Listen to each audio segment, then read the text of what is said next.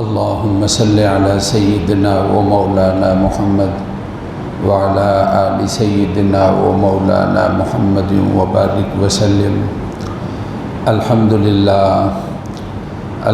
لله نحمده ونستعينه ونستغفره ونعوذ بالله من شرور أنفسنا ومن سيئات أعمالنا. من يهده الله فلا مضل له ومن يضلله فلا هادي له. وأشهد أن لا إله إلا الله وحده لا شريك له. وأشهد أن سيدنا ومولانا محمدا عبده ورسوله.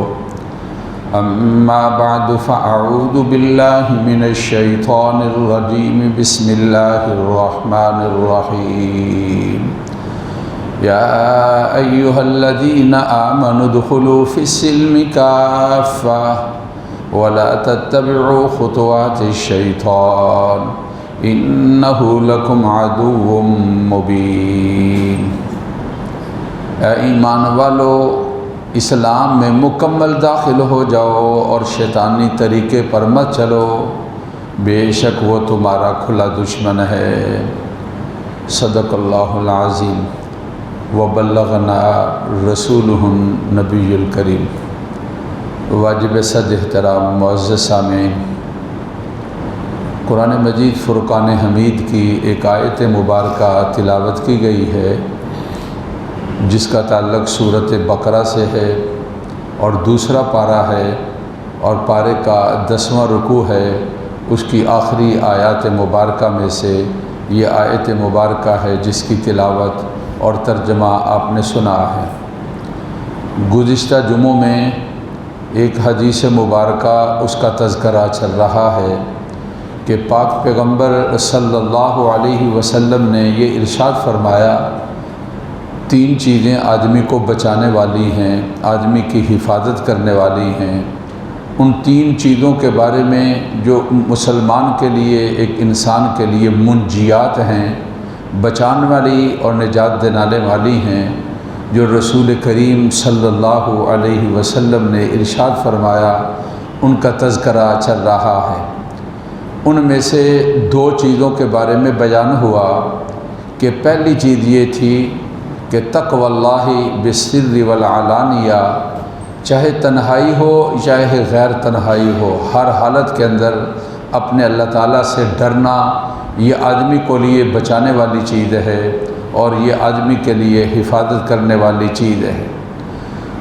دوسری چیز رسول اللہ صلی اللہ علیہ وسلم نے یہ ارشاد فرمایا، والقول الحق فی الرضا والسخط، سچی بات کہنا، چاہے اس کے ساتھ خوشی آتی ہو یا چاہے اس کے ساتھ پریشانی آتی ہو، ہر حالت کے اندر سچائی کو اور حق کو اختیار کرنا یہ آدمی کے لیے بچانے والی چیز ہے اور یہ آدمی کے لیے نجات دینے والی چیز ہے. یہ بات رسول کریم صلی اللہ علیہ وسلم نے ارشاد فرمائی. اور تیسری چیز آپ صلی اللہ علیہ وسلم نے یہ ارشاد فرمائے، والقصد فی الغناء والفقر، جیسا بھی آدمی پر زمانہ آئے، جیسے بھی اس کے حالات ہوں، اس کو چاہیے کہ ہر حالت کے اندر میانہ روی کو اختیار کرے. دولت اور مال کی انتہا ہو تب بھی، دولت اور مال کے اندر کمی ہو تب بھی اس کو چاہیے کہ میانہ روی کے ساتھ، درمیانے راستے کے ساتھ اختیار کرے. پاک پیغمبر صلی اللہ علیہ وسلم نے فرمایا یہ 3 چیزیں انسان کے لیے حفاظت کرنے والی ہیں. آب زر سے لکھنے کے قابل یہ نسخے ہیں اور یہ ہدایات ہیں، یہ رسول پاک صلی اللہ علیہ وسلم کی وصیتیں ہیں اور آپ صلی اللہ علیہ وسلم کے احکامات ہیں. اللہ تعالیٰ سے ڈرو ہر حالت کے اندر، حق بات اور سچ بات کہو ہر حالت کے اندر، اور میانہ روی کو اختیار کرو ہر حالت کے اندر.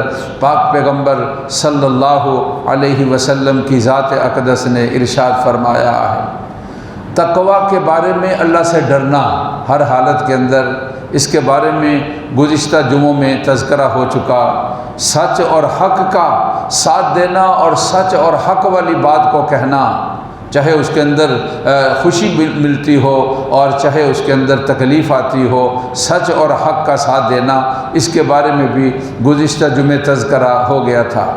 مجھے آج جو آپ سے عرض کرنا ہے وہ میانہ روی کے بارے میں اختیار کرنا ہے۔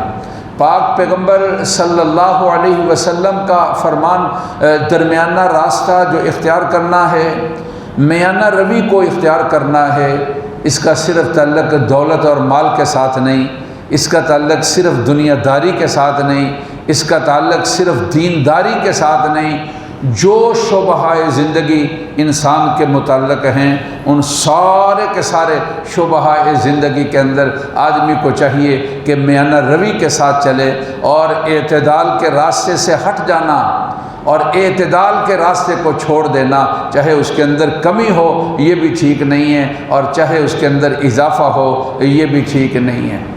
اب جو انسان کے معاملات ہیں ان میں سے انسان کا رہنا سہنا عبادت والے حالات ہیں، یعنی رات کو اللہ تعالیٰ کے حضور کھڑے ہو جانا، عبادت کرتے رہنا، صبح کو روزہ رکھ لینا، یعنی شب بیداری، اور صبح کو آدمی قیام اور سیام جس کو کہا جاتا ہے، آدمی ہر حالت کے اندر اپنے اوپر طاری کر لیتا ہے قیام اور سیام۔ یہ قیام بھی بہت بڑی عبادت ہے اور سیام بھی بہت بڑی عبادت ہے۔ ان عبادات کے اندر بھی حکم یہ ہے کہ آدمی میانہ روی کو اختیار کرے اور درمیانی راستے کو اختیار کرے۔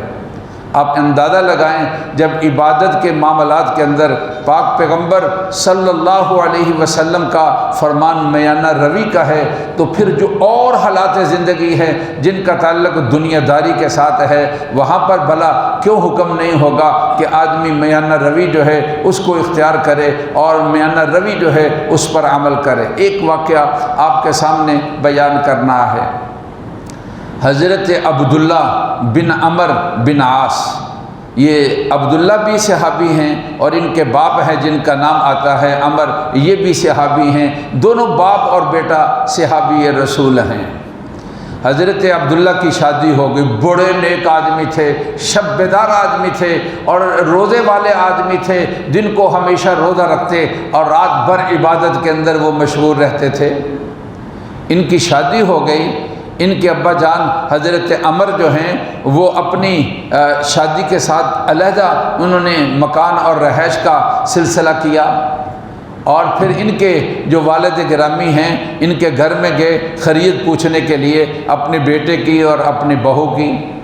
دیکھا کہ بیٹا گھر کے اندر نہیں ہے اور بہو سے پوچھا کہ بتاؤ تیرا خامد یعنی میرا بیٹا کیسا ہے، اس کے تیرے ساتھ معاملات کیسے ہیں۔ ذرا غور فرمائیے کہ کیسے حضرات صحابہ رضوان اللہ تعالی علیہم اجمعین کے حالات تھے۔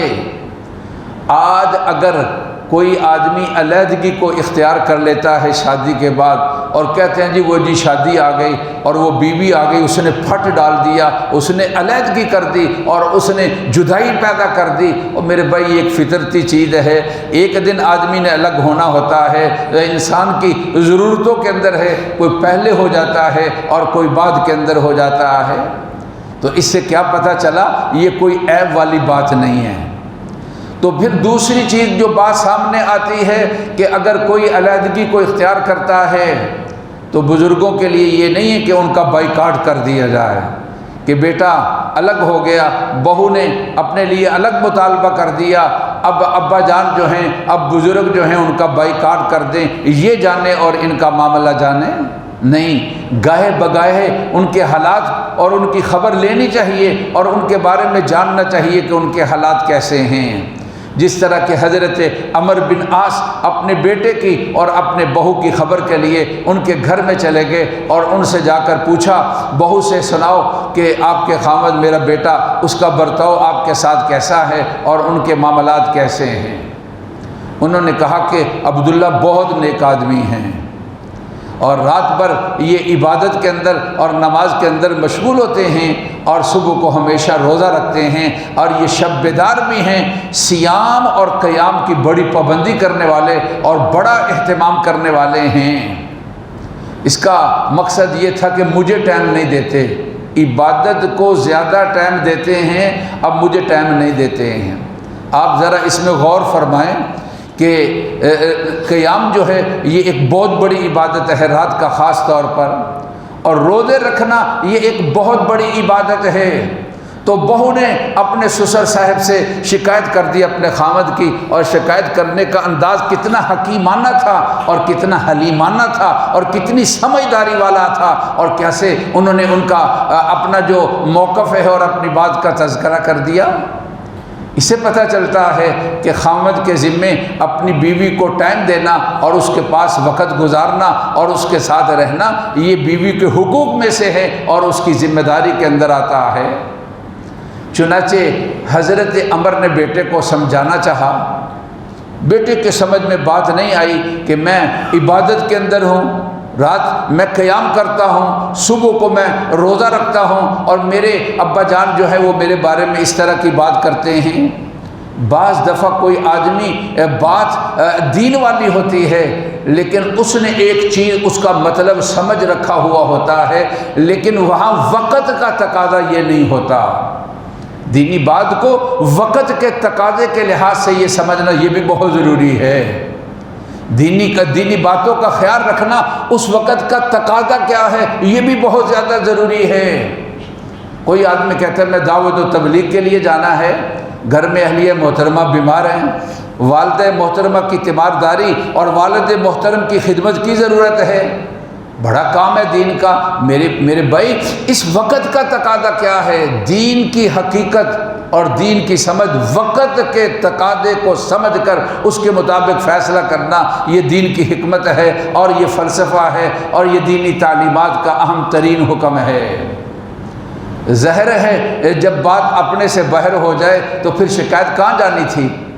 آقائے دو جہاں سرکار دو جہاں صلی اللہ علیہ وسلم کے پاس شکایت چلی گئی۔ تو حضرت عبداللہ بن عمر بن عاص کی شکایت جب رسول پاک صلی اللہ علیہ وسلم کے پاس پہنچی، ایک طریقہ یہ تھا بلا لیتے، عبداللہ آؤ میں نے تیرے ساتھ بات کرنی ہے، اور دوسرا طریقہ یہ ہے کہ اس کو بتا دیا ہم تمہارے گھر میں کبھی آئیں گے۔ تو یہ دوسرے والا طریقہ اختیار کرنا یہ حکمت کے تحت زیادہ مناسب تھا۔ تو آپ صلی اللہ علیہ وسلم حضرت عبداللہ بن عمر عاص کہتے ہیں ایک دن آپ صلی اللہ علیہ وسلم میرے گھر میں آ گئے، کہا میں نے آپ کے لیے ایک بچھونا تکیہ تھا جو میں نے رکھا کہ آپ اس کے اوپر تشریف فرما ہوں گے۔ صاف جگہ تھی، آپ زمین پر بیٹھ گئے اور میں آپ کے سامنے تھا، وہ تکیہ جس کے اندر کھجور کی گٹلیاں تھیں جس کو میں نے بنایا ہوا تھا وہ میرے اور آپ کے درمیان تھا۔ پھر آپ صلی اللہ علیہ وسلم بڑی محبت کے ساتھ میرے ساتھ گفتگو کرنے لگے اور مجھے سمجھانے لگے اور میرے ساتھ پیار کے ساتھ بات کرنے لگے۔ پوچھا عبداللہ کیا کرتے ہو، رات کو تمہاری عبادت کیا ہے، دن کو تمہارے اعمال کیا ہیں؟ تو دن کے اعمال کے بارے میں انہوں نے تذکرہ کیا کہ حضرت میں اس طرح روزے رکھتا ہوں۔ تو آپ صلی اللہ علیہ وسلم نے کہا اچھا تم ایسا کر لیا کرو کہ ایک مہینے میں 3 روزے رکھ لیا کرو، 13ویں 14ویں اور 15ویں آپ صلی اللہ علیہ وسلم کی عادت شریفہ تھی۔ کیوں؟ ایک روزہ 10 کے برابر ہے اجر اور ثواب کے لحاظ سے، تو 3 مہینے کے روزے کا مطلب یہ ہے کہ پورا مہینہ روزے ہیں۔ تو کہا کہ 3 اس طرح مہینے میں انہوں نے کہا اللہ کے نبی میری طاقت جو ہے وہ اس سے زیادہ ہے۔ پھر آپ صلی اللہ علیہ وسلم نے فرمایا اچھا 5 روزے رکھ لیا کرو مہینے کے اندر۔ اس نے کہا حضرت عبداللہ خود بیان کرتے ہیں کہ میں نے کہا اللہ کے نبی میری طاقت زیادہ ہے، اس طرح چلتے ہوئے پھر آخر میں آپ نے کہا کہ عبداللہ حضرت داؤد کا روزہ اس سے بڑھ کر کوئی روزہ نہیں ہے۔ حضرت داؤد کی عادت یہ تھی کہ آپ ایک دن روزہ رکھتے تھے اور آپ ایک دن افطار کرتے تھے، روزہ نہیں رکھتے تھے، تو کہا اس طرح کر لیا کرو۔ پھر آپ صلی اللہ علیہ وسلم نے سمجھاتے ہوئے یہ ارشاد فرمایا کہ عبداللہ ان لنفسک علیک حق، تیری جان کا تیرے اوپر حق ہے۔ اس طرح اگر تم کرو گے، آرام اپنے جسم کو پورا نہیں دو گے اور خوراک اپنے جسم کو پورا نہیں دو گے تو تمہارا جسم لاغر اور کمزور ہو جائے گا اور تم اپنے جسم کی حق تلفی کرنے والے ہوگے۔ تو فرمایا کہ ان لنفسک علیک حق یا عبداللہ، ان لنفسک علیک حق، اے عبداللہ تیری جان کا تیرے اوپر حق ہے۔ پھر رسول پاک صلی اللہ علیہ وسلم نے فرمایا کہ ان لعینک علیک حق عبداللہ، تیری آنکھوں کا تیرے اوپر حق ہے، اس کو آرام ملنا چاہیے، یعنی نیند کرنی چاہیے، سونا چاہیے۔ پھر آخر میں آپ نے فرمایا کہ ان لزوجک علیک حق، تیری بیوی کا بھی تیرے اوپر حق ہے، ہر حقدار کو اس کا حق ادا کر دینا چاہیے۔ میں آپ سے عرض کیا کر رہا تھا کہ اسلام پسند کرتا ہے اعتدال پسندی کو۔ جب دینی معاملات کے اندر اور عبادات کے اندر حکم یہ ہے کہ اعتدال پسندی کو اختیار کیا جائے، تو جو دنیاوی معاملات ہیں اس کے اندر تو اعتدال پسندی بطریق اولا حکم ہے کہ آدمی دنیا کے اپنے معاملات کے اندر جو اعتدال پسندی ہے اس کو اختیار کرے۔ اس لیے رسول اللہ صلی اللہ علیہ وسلم نے فرمایا کہ والقسط، میانہ روی کو اختیار کرو، درمیانی راستہ اختیار کرو۔ یہ نہیں کہا کہ جب فقیر ہو یا مال کی کمی ہے یا دولت اتنی نہیں ہے تو پھر اس زمانے کے اندر میانہ روی کو اختیار کر لو، بلکہ آپ نے فرمایا کہ فی الغناء والفقر، اگر دولت اور مال کے تمہارے پاس انبار ہیں، جہاں ہاتھ ڈالتے ہو وہیں سے دولت تمہارے پاس کھینچی ہوئی آتی ہے۔ تیری قسمت کو اللہ نے اس طرح بنا دیا، تیرے ہاتھوں کے اندر مقناطیس ہے دولت اور روپے اور پیسے کے بارے میں۔ جو سودا تم نے کیا اور جو ڈیل تم نے کی اور جو کام تم نے کیا، پیسہ تمہاری طرف بھاگتا ہوا آتا ہے اور تم غنی، مالدار اور بڑے دولت مند ہوگے۔ اس زمانے کے اندر بھی تمہارے لیے حکم یہ ہے کہ میانہ روی کے ساتھ اپنی دولت کو خرچ کرو اور میانہ روی کو اختیار کرو۔ اس طرح نہیں ہے کہ دولت کو پانی کی طرف بہا دیا جائے اور اس طرح ضائع کر دیا جائے، یہ تو اسراف ہے۔ ان المبذرین کانوا اخوان الشیاطین، اسراف کرنے والے، حد سے بڑھنے والے، وہ تو شیطانی طریقے کو اختیار کرنے والے اور شیطان کے بھائی ہیں، جو پاک پیغمبر صلی اللہ علیہ وسلم کی ذات اقدس نے ارشاد فرمایا، جتنے معاملات میں آدمی دکانداری کرتا ہے، آدمی فیکٹری چلاتا ہے، مارکیٹنگ کرتا ہے، یار اس میں بھی اپنے کو اعتدال، رازق اللہ کی ذات ہے، نہ آرام کا وقت ہے، نہ بچوں کا وقت ہے، نہ اہل خانہ کا وقت ہے، نہ دوست احباب کا وقت ہے، نہ عبادت کا وقت ہے۔ وقت ہے تو کس کے لیے؟ دکان کے لیے۔ وقت ہے تو کس کے لیے؟ اپنا گھومنے اور پھرنے کے لیے، کام کے لیے نہیں۔ اس کے اندر بھی حکم یہ ہے کہ اعتدال کو اختیار کیا جائے، کہ انسان کے جتنی طاقت ہے اور بس ہے اس کو اختیار کیا جائے اور باقی معاملات کو اللہ تعالیٰ کے سپرد کیا جائے۔ اسی طریقے کے ساتھ میرے بھائی، آپس کے اندر جو روابط اور تعلقات ہیں، دوستانے ہیں اور بھائی چارے ہیں، ان کے اندر بھی آدمی کو اعتدال کے ساتھ کام کرنا چاہیے۔ رسول کریم صلی اللہ علیہ وسلم نے ایک موقع پر ارشاد فرمایا، احبب حبیبک ہونما عسیٰ ان یکون یوما بعوضک ما، کہا دوستی لگاتے ہو تو میانہ روی کو اختیار کرو، ایسا نہ ہو کہ کوئی ایسا دن آ جائے جس سے دوستی ہے اس کے ساتھ تمہاری دشمنی ہو جائے۔ پھر پاک پیغمبر صلی اللہ علیہ وسلم نے فرمایا، ابغض بغیضک حوضما عسیٰ ان یکون حبیبک یوما، کہا کسی سے تمہاری دشمنی ہے، بغض ہے اور تمہاری مخالفت ہے تو فرمایا اس کو بھی اعتدال کے ساتھ رکھو۔ ایسا ہو سکتا ہے کہ کوئی دن آئے جس سے تمہاری دشمنی تھی، تم اس کے ساتھ تمہارا دوستانہ ہو جائے تو پھر کیا اپنا چہرہ دکھاؤ گے؟ یہ حدیث مبارکہ اتنی پیاری حدیث مبارکہ ہے اور اتنی جامع حدیث مبارکہ ہے اور ہمارے حالات کے اندر اتنی منطبق حدیث مبارکہ ہے، یار اس کو تو کبھی بھی نہیں بھولنا چاہیے، اس کو اپنے سامنے لکھ کر رکھ لینا چاہیے کہ دوستی کے اندر بھی اعتدال ہونا چاہیے اور مخالفت کے اندر بھی اعتدال ہونا چاہیے۔ اگر یہ اعتدال والی حالت موجود ہو تو پھر آدمی بعد کے اندر شرمندگی کو اختیار نہیں کرتا ہے۔ وہ زمانہ چلا گیا جو آدمی کہتا تھا اور ختم ہو جاتا تھا، آج تو سال ہا سال کی باتوں کو اس طرح دکھا دیا جاتا ہے جس طرح کہ ابھی جو ہے وہ بات ہوئی ہے، کہ جس سے دوستی بنتی ہے اور دکھایا جاتا ہے کہ ناراضگی کے زمانے کے اندر تمہارے خیالات اس کے بارے میں کیا تھے، اور جس سے مخالفت بنتی ہے اور اس کو دکھایا جاتا ہے جب تمہاری دوستی تھی تو دوستی کے زمانے کے اندر تمہارے خیالات کیا ہیں، اور پھر آدمی اپنے چہرے کو جھکاتا ہے اور آئیں بائیں شائیں کرتا ہے، اور شرمندگی ہوتی ہے اگر اس کے اندر شرم اور حیا ہے تو پھر انسان شرم اور حیا والا جب اس طرح کا تضاد اس کی باتوں کا اس کے سامنے آتا ہے تو پھر اس کو اس پر شرمندگی ہوتی ہے۔ تو اپنے آپ کو اس سے بچنے کے لیے اپنے آپ کو اعتدال کے اندر رکھنا چاہیے، اس لیے کہ کیا پتہ ہے کہ کل کے حالات جو ہیں وہ کس طرح کے حالات بن جاتے ہیں اور کل کے معاملات جو ہیں وہ کس طرح کے بن جاتے ہیں۔ آج ہمارے ہاں اس چیز کو ہم بھول چکے اور اس کی طرف کوئی خیال اور دھیان نہیں ہے۔ رسول اللہ صلی اللہ علیہ وسلم کی یہ 3 باتیں، ثلاث من کن فی، فرمایا کہ ثلاث منجیات، 3 چیزیں انسان کے لیے بچاؤ کا، حفاظت کا اور نجات کا ذریعہ ہیں۔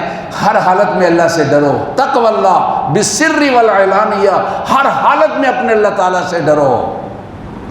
اور پھر فرمایا کہ والقول الحق فی الرضا والسخط، اگر تکلیف والی بات آئے یا تمہارے لیے خوشی کی بات آئے، ہر حالت کے اندر سچ اور حق کو کہو، اس کے علاوہ کوئی بات نہ کہو۔ یہ مت اس کے بارے میں دھیان کرو کہ یہ میرے خلاف، میری پارٹی کے خلاف، میری برادری کے خلاف، میرے محلے کے خلاف، میری قوم کے خلاف، اس سے کوئی تعلق نہیں ہے۔ سچ اور حق والی بات ہونی چاہیے، چاہے اس کے ساتھ کچھ بھی ہوتا ہو۔ اور تیسری چیز، رسول پاک صلی اللہ علیہ وسلم نے ارشاد فرمایا والقصد فی الغناء والفقر، مالداری ہو یا فقر و فاقہ ہو، دونوں حالتوں کے اندر آدمی کو میانہ روی اختیار کرنی چاہیے۔ میں نے عرض کیا اس کا تعلق صرف دولت اور مال کے ساتھ نہیں، ہر حالت کے اندر دنیا کی جو بھی اس کی حالت ہے اس میں سے ایک حالت سیاسی وابستگی بھی ہے۔ یار جو پارٹی آپ اختیار کرنا چاہتے ہیں، یہ کفر اور اسلام کی جنگ نہیں ہے۔ یہ کیا بات ہے کہ آپ نے اس طرح اپنے ذہن کے اندر مخالفت کے بت اور بنا لیے اور اس طرح تابع داری کے بت بنا لیے کہ جس کے ساتھ تعلق ہے اب کچھ بھی ہو جائے وہی حق ہے، کچھ بھی ہو جائے اب وہی سچ ہے، کچھ بھی ہو جائے میں نے اس کو نہیں چھوڑنا ہے۔ نعوذ باللہ من ذالک، اس طرح کا تعلق، اس طرح کے حد سے بڑی ہوئی باتیں اور اس طرح کی باتیں یہ کہنا یہ ٹھیک نہیں ہے، یہ غلط ہے۔ مجھے کل یعنی گزشتہ جمعے کے بعد ایک صاحب کہنے لگے جی فلاں آدمی کہتا ہے کہ اگر فرشتے آ جائیں اور یہ کہیں کہ فلاں آدمی یعنی لیڈر، فلاں لیڈر یہ غلط ہے تو میں فرشتوں کی بات بھی نہیں مانوں گا۔ نعوذ بھی، مجھے وہ پوچھنے لگا اس کا ایمان باقی ہے، اس کا نکاح باقی ہے؟ میں نے کہا خدا کا خوف کرو، تم نے اس کے ساتھ گفتگو کر کے اس کو اس تک کیوں پہنچایا کہ اس نے یہ لفظ بولا ہے؟ کیا اس غلطی تک پہنچانے کے اندر تمہارا کہیں ہاتھ تو نہیں ہے؟ میں عرض کیا کرنا چاہتا ہوں، خدا کے لیے اپنی دشمنیوں میں اور دوستیوں کے اندر اعتدال پیدا کرو۔ یہ میری نہیں بات، کن کی بات ہے؟ پاک پیغمبر صلی اللہ علیہ وسلم کا فرمان ہے احبب حبیبک ہونا ما، کہا ذرا اعتدال کے ساتھ دوستیاں لگاؤ، کہیں ایسا نہ ہو کہ کل ان کے ساتھ تمہاری جو ہے دشمنی ہو جائے، اور کہا کہ اعتدال کے ساتھ دشمنیاں رکھو، کہیں ایسا نہ ہو کہ کل ان کے ساتھ تمہاری دوستی ہو جائے تو پھر اپنے آپ کو کیا منہ چھپاؤ گے اور کس طرح پھرو گے؟ یہ سیاسی جو معاملہ، یہ منظرنامہ جو بنا تھا اور بدل رہا ہے، اب دیکھو کیسے کیسے چہرے اور کیسے کیسے بیان اور کیسے کیسے حالات ظاہر ہوں گے، تو پھر میں اور آپ ہی اس طرح حیوانات اور جانوروں کی طرح ہیں جو اس طرح ہوا کے رخ کو دیکھ کر اپنے آپ کو بدل لیتے ہیں اور اپنی نظر کو اور فکروں کو بدل لیتے ہیں، اور حیوانوں کی طرح ہمیں ہانکتے ہو جاتے ہیں، اور جس طرح وہ ہانکتے ہیں ہم اسی طرف ہانکتے ہوئے چلے جاتے ہیں۔ نہیں، کوئی ہماری پارٹی نہیں ہے، کوئی ہماری بات نہیں ہے، ہماری پارٹی ایک ہے حق والی، ہمارا تعلق ہے اعتدال والا، جو ہمیں مناسب لگتا ہے دیانت اور امانت کے ساتھ ہم نے اسی کا جس درجے کے اندر ضرورت ہے، ضرورت کیا ہے ہمیں؟ ووٹ کی ضرورت ہے نا۔ میں یہ سمجھتا ہوں کہ فلاں یہ زیادہ بہتر ہے تو مجھے یہ ہے کہ اس کو اختیار کر لینا چاہیے، لیکن مجھے یہ حق نہیں ہے کہ میں کسی دوسرے کو گالی دے دوں، میں دوسرے کو برا بھلا کہہ دوں، یہ ایک بات پرانی چلی آ رہی، کیا کہ اپنے نظریات کو چھوڑو نہیں اور دوسرے کے جو نظریات ہیں ان کو چھیڑو نہیں۔ اگر اس اصول کو اپنا لیا جائے تو یہ بہترین راستہ اعتدال کا ہے۔ نہ جھگڑے ہیں، نہ لڑائیاں ہیں، نہ نفرتیں ہیں، نہ دشمنی ہیں، نہ گھراؤ ہے، نہ جلاؤ ہے، نہ قتل و غارت گری ہے، نہ خون خرابہ ہے۔ لیکن جب آدمی اعتدال کی حالت کو چھوڑتا ہے تو پھر انسان جو ہے وہ بہتا ہی جاتا ہے۔ تو اللہ تعالیٰ کا حکم ہے، اے ایمان والو اسلام میں مکمل داخل ہو جاؤ۔ تو اسلامی تعلیمات میں ہر حالت کے اندر اعتدال والا راستہ، حتیٰ کہ عبادات کے اندر بھی یہ حکم نہیں ہے کہ ساری رات آدمی عبادت کرتا رہے اور ہمیشہ سارے دلوں کے اندر روزہ رکھتا رہے، اس لیے کہ انہوں نے فرما دیا تھا۔ امی جان حضرت عائشہ کہتی ہیں آپ نے مسجد نبوی دیکھی تو ساتھ ہی جہاں آپ آرام فرما رہے ہیں وہ امی جان حضرت عائشہ کا گھر ہے۔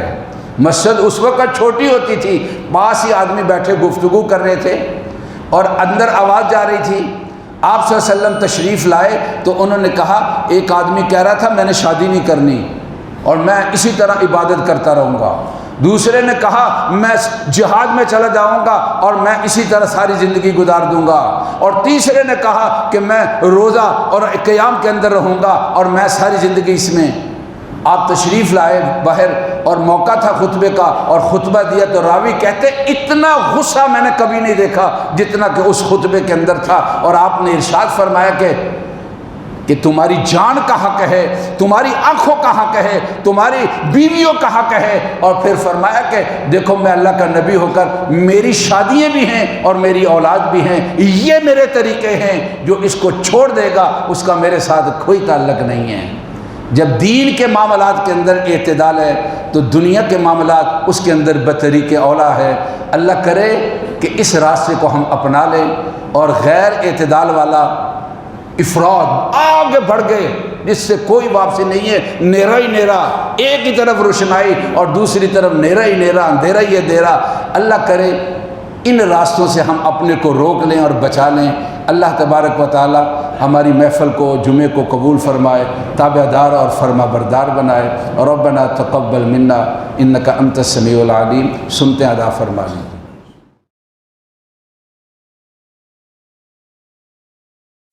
الحمدللہ رب العالمین، اللہم صلی علی سیدنا و مولانا محمد وعلی آل سیدنا و مولانا محمد وبارک وسلم۔ اے اللہ ہم سب کی جمعے کی نماز کو قبول فرما، اے اللہ ہم سب کا مسجد میں آنا قبول فرما، اے اللہ ہم سب کی غلطیوں کو اور خطاؤں کو معاف فرما، اے اللہ ہمارے مریضوں کو صحت کاملہ نصیب فرما۔ ہسپتالوں میں جتنے مریض ہیں ہمارے بھائی، ان کی اہلیہ فالج ہوا، اللہ صحت کاملہ نصیب فرما۔ دماغی مسئلہ ہے یا کینسر کی تکلیف ہے یا جگر کی پرابلم ہے یا موسمی بخار ہے، پھیپھڑوں کی تکلیف ہے، اے اللہ صحت کاملہ نصیب فرما۔ بچے، جوان، بزرگ، اے اللہ صحت کاملہ نصیب فرما۔ ہر حادثے سے اور فتنے سے اللہ بچا لے، ملک کو امن اور سکون نصیب فرما۔ جتنے رہنما اور قائدین ہیں اللہ مل بیٹھ کر ملک کی اچھائی اور بہتری کے فیصلوں کی توفیق نصیب فرمائی۔ ہر گڑبڑ سے، انتشار سے، قتل و غارت گری سے، خون خرابے سے، گراؤ جھگڑا اور جلاؤ سے اے اللہ ہمیں اور ہمارے ملک کو بچا لیجیے۔ اے اللہ ہماری دعاؤں کو قبول فرما، اے اللہ کرم فضل اور مہربانی فرما۔ اے اللہ ہمارے عزیز و اقربا جہاں ہیں ان کو وہاں خوشیاں نصیب فرما، ہر پریشانی سے بچا لیجیے۔ بانجا میرا سفیان، اس کا آپریٹ ہوا اور ایک ہونے والا ہے، اللہ دونوں کے اندر ان کو صحت مند فرما دینا۔ اے اللہ جتنے بھی مریض ہیں سب کو صحت کاملہ نصیب فرما۔ ہمارے والدین، بہن بھائی، رشتہ دار، فوت شدگان اے اللہ سب کی مغفرت فرمائی۔ اے اللہ انی تابع داری سے بچا لیجیے، سیاسی وسطگیوں کے اندر اس طرح کا غلو اور اس طرح کا اے اللہ حد سے بڑھ جانا جس سے انسان کے آنکھیں بند ہو جائیں اور اس کو کوئی اس کے بارے میں دھیان ہی نہ ہو کہ میرا عمل اور فعل کیا ہے، ایسی گمراہی سے اللہ سب کو بچا لیجیے۔ نوجوانوں کو اللہ محفوظ فرما، اے اللہ اس طرح نوجوانوں کو بہکاؤ کی طرف لے جانے والے ان کو بھی ہدایت دے دیجیے۔ ملک کی بہتری کا اپنی توانائیوں کو، سمجھداریوں کو، اپنی حکمت عملی کو اے اللہ ملک کی بہتری اور اچھائی اور اے اللہ اس کی خوشحالی کے لیے اے اللہ ان کو کام کی توفیق دے دیجیے۔ اللہ ہماری دعاؤں کو قبول فرما، اے اللہ ہر طرح اپنا کرم اور فضل فرما، ہر نقصان اور حادثے سے، ناگہانی بیماری سے اور موت سے اے اللہ بچا لیجیے، پریشانی سے اے اللہ محفوظ فرمائی۔ جتنے بھی حضرات کام کاج کے اندر رکاوٹیں ہیں، پریشانی ہیں، رزق حلال کے دروازے کھول دیجیے۔ شادیوں کے معاملات ہیں، جوڑ کا انتظام فرمائیے۔ امتحانات ہیں، بچے بچی ہیں، اللہ کامیاب فرمائیے، نیک صالح بنائیے۔